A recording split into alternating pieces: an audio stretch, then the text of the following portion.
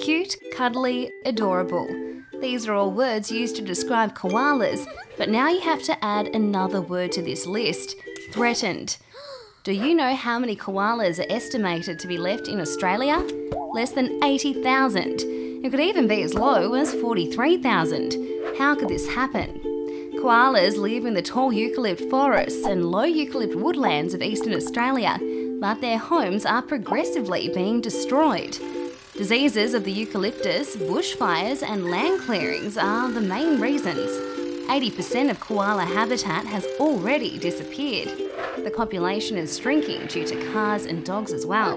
Koalas are now considered vulnerable by the Australian government, but that's not enough. Their population is still constantly declining. Visit SaveTheKoala.com to learn how you can support the Koala Protection Act.